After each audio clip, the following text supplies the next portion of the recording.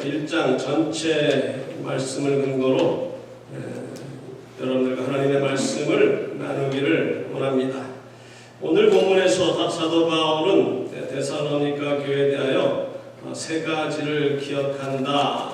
그것은 세 가지를 감사한다라고 하나님께 그랬는데요. 바로 믿음의 역사와 사랑의 수고와 소망의 인내가 데살로니가 교회에 있었기 때문입니다. 플라톤의 세 가지 감사는 잘 알려져 있습니다. 짐승이 아닌 사람으로 태어난 것, 두 번째 야만인이 아닌 헬라인으로 태어난 것, 세 번째 소크라테스와 같은 훌륭한 스승 밑에서 철학자로 살아가는 것. 근데 실은 한 가지가 더 있습니다. 그러니까 네 번째로 감사한 것은 여자가 아닌 남자로 태어난 것에 감사. 시대가 변해서 이건 너무 이상하다 해서 뺐는지 모르지만 여러분들 찾아보면 세 가지도 있고 네 가지도 있는데요. 고대 철학자 중에 가장 위대한 철학자로 여겨지는 이 플라톤이 그의 사상, 이데아 사상은 그 당시 어느 철학자들보다도 하나님의 말씀에 언급한 인식론과 가장 유사한 논리를 펴낸 철학자로서 저도 그를 존경하지만 그가 감사한 내용들은 참 수준이 낮은 감사라고 생각이 듭니다. 여러분에게 세 가지 감사를 하라고 하면 무엇을 감사하시겠습니까? 만약 저에게 같은 질문을 하신다면 저는 다음의 세 가지를 감사하기를 원합니다. 첫 번째, 하나님의 은혜로 구원을 받아 하나님의 자녀가 된 것에 대한 감사. 두 번째, 예수 그리스도의 제자로서 주님이 가신 길을 따라가고 있다는 사실에 감사. 세 번째 감사는 내세의 소망을 허락하셔서 언제 죽는다 하더라도 하나님 나라에 가게 된다는 사실에 감사하기를 원합니다. 오늘도 세 가지 포인트를 상고하고자 하는데요. 바로 이 사도 바울이 언급한 세 가지를 기억한다, 세 가지를 감사한다. 이것이 오늘 세 가지 포인트입니다. 우리 성도교회 역시 믿음의 역사와 사랑의 수고와 소망의 인내가 넘치므로 이 데살로니가 교회처럼 주위에 있는 교회들에게 본이 될 뿐만 아니라 하나님으로부터 칭찬을 받고 또한 주위의 사람들에게도 칭찬을 받으며 이 교회에서 사역하시던 목회자들이 성도교회를 생각하면서 기억하면서 감사하는 그런 교회가 되기를 바라면서 말씀을 전하기를 원합니다. 첫 번째, 믿음의 역사. 우리의 삶 속에서 믿음이 참으로 중요합니다. 직장과 인간관계에도 믿음이란 중요하지요. 심지어 가족 간에도 믿음이 필요합니다. 살아가는 것 자체가 믿음이라고 하여도 과언이 아닐 것입니다. 정신적으로 건강한 사람과 병든 사람의 차이는 그가 믿음의 사람이냐 아니면 불신의 사람이냐로 구분할 수가 있습니다. 정신이 병든 사람은 만사를 모든 것을 믿지 못합니다. 아무것도 믿으려 하지 않고 아내와 자식, 남편, 심지어 자기 자신까지도 믿지를 못하는 것입니다. 그러나 정신적으로 건강한 사람은 속을 때 속더라도 다른 사람을 믿어주는 사람입니다. 사람과의 관계에서 제일 어려운 일은 믿지 않는 사람에게 어떤 사실을 믿게 하는 것이 가장 어려워요. 그렇기 때문에 전도하기가 참으로 어려운 것입니다. 믿음의 역사를 새 번역에서는 믿음의 행위라고 번역해 놓았고 공동 번역에는 믿음의 활동이라고 번역했습니다. 야고보서에서 말씀하시는 행함이 없는 믿음은 죽은 믿음이라는 말씀과 잘 연결해 놓은 좋은 번역입니다. 오늘 뒤에서 통역을 하고 있는 제 아내에게 이 매니스크립을 써서 주고 나중에 보니까 믿음의 역사를 어떻게 번역했을 것 같습니까? The History of Faith. 그럴만도 하죠. 국민학교 5학년 때 온 사람이 역사하면 히스토리만 생각하지 무슨 일을 하는 그런 참 한국 그 개혁개정이나 개혁한글이 번역이 참 좀 어렵게 번역되었는데요. 그거보다는 믿음의 행위, 믿음의 활동이 더 나은 해석이라고 생각됩니다. 사랑장인 고린도서 13장의 결론은 그런즉 믿음, 소망, 사랑 이 세 가지는 항상 있을 것인데 그 중에 제일은 사랑이라 라고 사랑을 강조했지만 오늘 보면 10절로 구성된 1장에서 이 서두의 1, 2절을 제한 8절에서 이 4절은 믿음에 관하여 말씀하고 있고요. 다른 나머지 4절 중에 2절 역시 믿음과 연관되는 말씀을 하고 계십니다. 그래서 믿음에 관해서 가장 많은 지면을 할애하였듯이 제 설교도 전체 3분의 2 이상을 믿음에 관해서 다루고자 합니다. 이 믿음은 하나님께서 주신 선물임을 암시하는 말씀이 바로 4절의 말씀입니다. 하나님의 사랑하심을 받은 형제들아 너희를 택하심을 아노라. 우리에게 믿음을 선물로 주시기 전에 그분이 먼저 우리를 택하셨다는 것을 말씀하고 계시며 그 믿음을 선물로 받은 자는 행동으로 보답해야 합니다. 어떤 행동입니까? 이전에 섬기던 것 혹은 이전에 추구하던 것을 버리고 하나님께로 돌아와 그분만 섬기고 그분이 원하시는 삶을 사는 것입니다.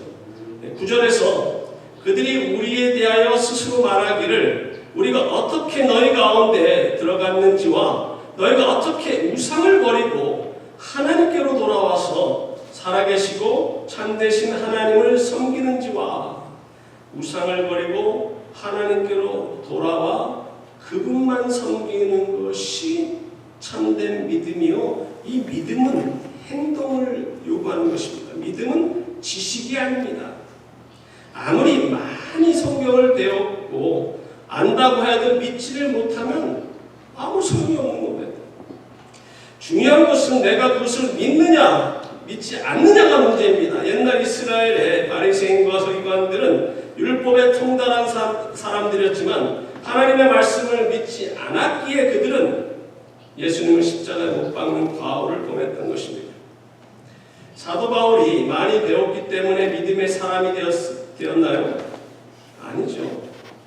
하나님의 은혜로 그렇게 된 것입니다. 바로 부활하신 예수 그리스도를 다메섹 도상에서 만난 후 그동안 자신이 알고 있던 모든 것이 잘못된 것임을 깨달았고 그리스도를 아는 지식이 가장 귀한 것임을 깨달아 이전에 유익하게 생각했던 모든 것은 해로운 것이기에 배설물로 여긴 것은 그리스도를 얻고 그 안에서 발견되려 함이라 라고 빌립보 3장에서 말씀하고 있습니다. 그리스도를 얻는다는 말씀은 그분을 자신의 구세주로 영접한다는 의미로 우리가 주님에 대하여 어떤 자세로 그분을 대하는지를 요구합니다. 바로 그분이 나의 죄를 사하시고 우리를 구속하시기 위하여 십자가에서 피 흘려 돌아가셨다는 사실을 믿고 그분을 나의 삶의 주인으로 영접하는 신앙의 고백이 요구된다는 것입니다. 그리고 그 다음 말씀인 그 안에서 발견되려 함이니라는 빌립보 3장 9절의 말씀의 뜻이 무슨 뜻입니까? 무엇을 발견한다는 것이 아니에요. 능동태가 아니고 수동태로 그분 안에서 발견되려 함이라. 새 번역이 잘 번역하듯이 그리스도 안에 있는 사람으로 인정받으려고 한다라는 뜻입니다. 무엇을 인정받고자 한다고요? 9절에서 그것을 잘 설명하고 있습니다. 자신이 의롭게 된 것은 율법에서 비롯된 것이 아니라 그리스도를 믿음으로 의롭게 되어 믿음의 사람으로 인정받기를 원한다는 우리가 보이지 아니하는 하나님을 믿게 된다는 사실이 놀라운 일입니다. 예수 그리스도의 십자가의 사건이 믿어지고 그가 죽은 자 가운데서 살아나셨다는 것을 믿는 것은 기적과 같은 거예요. 이것은 내 생에서 얻어진 최고의 축복이며 하나님의 귀한 선물입니다. 에베소 2장 8절과 9절 너희는 그 은혜에 의하여 믿음으로 말미암아 구원을 받았으니 이것은 너희에게서 난 것이 아니요 하나님의 선물이라 행위에서 난 것이 아니니 이는 누구든지 자랑하지 못하게 하니라. 구원의 목적은 하나님을 기쁘시게 하고 그분을 영화롭게 하는 것입니다. 우리가 그분을 기쁘시게 하고 영화롭게 하기 위해서는 믿음이 절대적으로 필요하죠.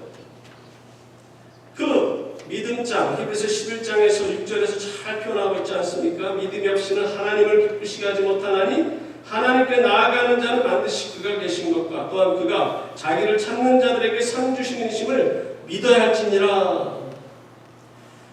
주님께서도 마태복음 17장 20절에 만일 너희에게 믿음이 겨자씨 한 알만큼만 있어도 이 산을 명하여 여기서 저기로 옮겨지라 하면 옮겨질 것이요 또 너희가 못할 것이 없으리라. 그렇게 말씀하십니다. 믿음이 귀하다는 겁니다. 믿음이 능력이 있다는 겁니다. 그런데 우리가 여기서 오해하지 말아야 할 것은 우리가 겨자씨만한 믿음이 있다고 생각하면서 이 산을 명하여 저기로 옮길 수 있고 누가복음의 말씀처럼 뽕나무더러 뿌리가 뽑혀 바다에 심겨라면 그것이 그렇게 된다는 말씀이 아닙니다. 믿음은 사상이나 인식하는 것이 아니라는 거예요. 주님께서 언급하시지 않았지만 어떤 말씀을 이곳에서 암시하고 있습니까? 누가복음 13장에서 주님께서 언급하셨듯이 채소밭에 갖다 심은 겨자씨 한 알이 자라 나무가 되어 공중의 새들이 그 가지에 깃들이게 된다는 말씀처럼 씨앗을 밭에다가 심어야 그 씨앗의 존재의 목적이 이루어진다는 거예요. 겨자씨만한 하나님의 만큼의 믿음이 있다면 다 된다는 것이 아니에요. 이것이 행동으로 옮겨야 된다는 거예요. 이 씨앗, 믿음의 씨앗이 심겨져야 된다는 겁니다.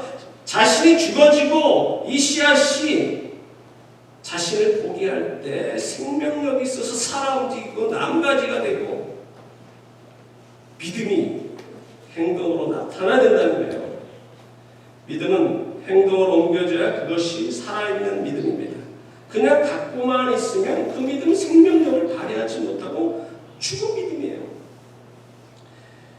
보통 교회에서 오랫동안 신앙생활을 하여 성경 말씀도 달달 외우고 하나님의 계명도 잘 기억하고 있고 신앙생활을 어떻게 하는지를 잘 알고 있는 사람들 중에 그 말씀대로 살아가지 않고 그 계명을 실천하지 않고 살아가는 사람은 그 믿음의 씨앗을 그대로 갖고 있는 사람들입니다. 하나도 아니에요. 많은 씨앗을 소유하고 있지만 하나님의 말씀대로 살아가지 않고 자신이 삶의 주인이고 하나님이 주신 믿음의 씨앗들은 그저 집안의 장식품으로 갖고 있게 된다는 것이죠. 집에 손님들이 오면 자랑을 합니다. 응접실에 다 이렇게 디스플레이에 놓는 여러 가지 믿음의 씨앗을 보여줍니다. 이 씨앗은 40년 전에 내가 처음 학창시절에 예수님을 믿으면서 받은 씨앗인데요. 비록 모양은 화려하지 않지만 색깔이 참 순수해 보이지 않습니까? 그리고 이 씨앗은 20년 전에 제가 교회에서 임직할 때 받은 씨앗인데 얼마나 크고 멋지게 생겼습니까? 그리고 이 씨앗을 담고 있는 이 케이스는 유리가 아닌 수정으로 만든 케이스예요. 어느 쪽으로 바라보아도 빛깔이 참 화려하죠. 그런데 20년 된 씨앗이 어쩌면 이렇게 하나도 변하지 않고 그 빛깔 그대로 있는지 참 놀랍지 않습니까? 그렇게 자랑하는 사람이에요. 자신이 예수님 믿은 지가 40년이나 되었고 교회에서 중요한 직분을 받은 지도 20년이 넘었는데도 내 신앙은 40년 전이나 지금이나 변함없이 주일 한 번도 빠지지 않고 매일 성경 말씀을 읽으면서 꼬박꼬박 11조 생활도 하고 내가 열심히 신앙생활합니다. 자랑하고 살아가는 자들 가운데 말씀을 삶 속에서 적용을 하지 못해요. 매주 교회 나와서 하나님은 사랑이시라는 것을 배우고요. 이렇게 눈으로 보고도 머리는 알고 있는데 그것을 받아들이지 않아요. 그래서 다른 사람을 사랑하지 않습니다. 더욱이 원수도 사랑하라는 주님의 말씀은 오래된 고전책에 기록된 고로 인식하여 자기에게 말실수 한 번 잘못한 사람을 수십 년 동안 상종하지 않고 보기 싫어합니다. 믿음의 역사는 우리의 삶의 현장에서 있어야 하고 아울러 다음에 세 가지를 요구합니다. 첫째는 신뢰하는 거예요. 본문 4절의 말씀처럼 하나님이 우리를 사랑하시는 것과 그분이 창세전에 예수 그리스도 안에서 우리를 택하셨다는 사실을 믿는 믿음뿐만 아니라 그분이 우리의 삶 속에서 이 남은 생애를 책임져 주실 뿐만 아니라 우리가 죽은 후에 우리를 하나님의 나라로 인도하실 것을 전적으로 신뢰하는 것이 요구됩니다. 두 번째 요구되는 것은 맡기는 겁니다. 하나님께 다 맡기는 거예요. 베드로전서 5장 7절 너희 염려를 다 주께 맡기라 이는 그가 너희를 돌보심이라. 이 말씀은 이 개역 한글에서는 모든 염려를 주께 맡겨 버리라 라고 번역했는데 저는 그 번역이 더 좋아요. 근데 이거 왜 바꿨는지 그냥 다 주께 맡겨라. 왜 그 말씀이 더 좋아하냐면요. 어떤 사람들은 주일날 예배 드리러 와서 열심히 기도하고 새벽에 열심히 기도하고 내 모든 염려를 다 주께 맡깁니다. 믿습니다. 아멘 하고 집에 가면서 운전하면서 그걸 다시 걱정해요.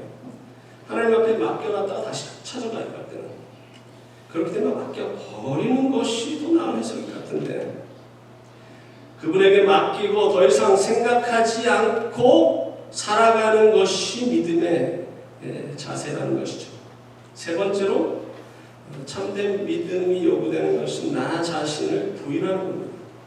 마치 남자와 여자가 결혼하면 자기 인생을 사는 것이 아니라 상대방과 함께 삶을 영위해 나가듯이 다른 사람의 인생도 함께 살아가면서 자신의 주장만 내세우지 않아야 행복한 삶을 살 수가 있듯이 신앙생활도 마찬가지예요.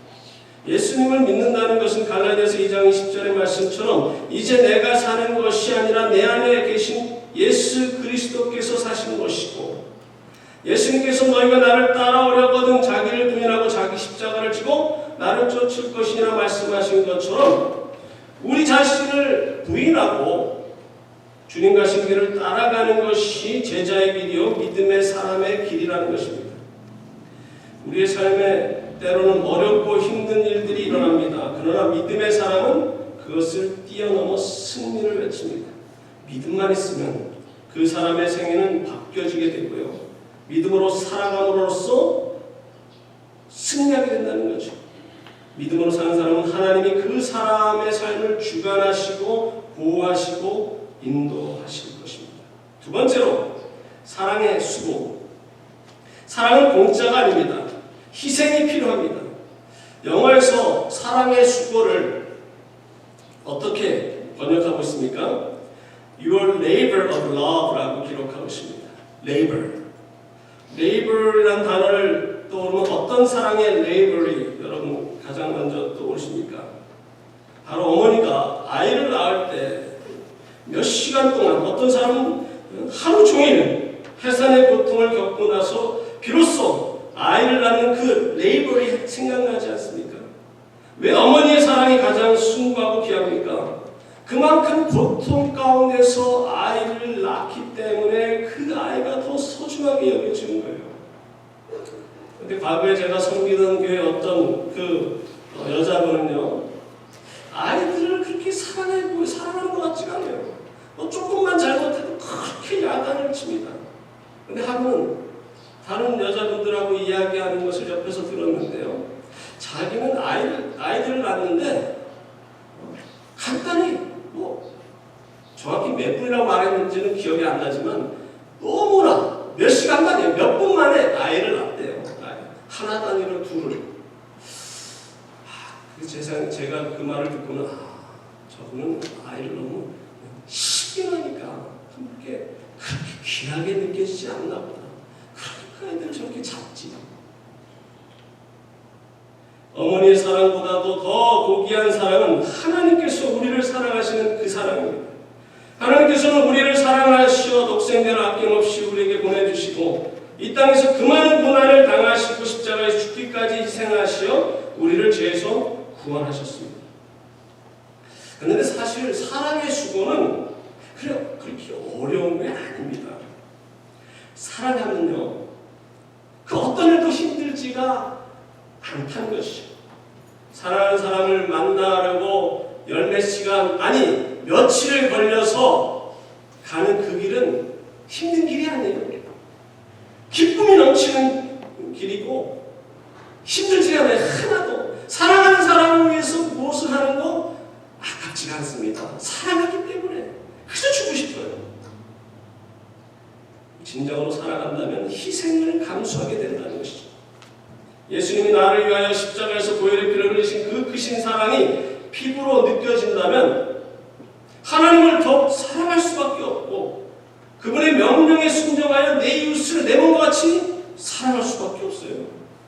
왜 많은 성도들이 주님의 명령에 순종하지 않고 위에 성급하듯이 자기에게 작은 실수를 한 성도를 용서하지 못합니까? 그 이유는 하나님의 사랑이 얼마나 크고 놀라운지를 깨닫지 못할 뿐만 아니라 그 사랑이 감사하지 않기 때문에 다른 사람을 사랑하지 않는 거예요. 세 번째, 소망의 인내. 우리의 소망은 무엇입니까?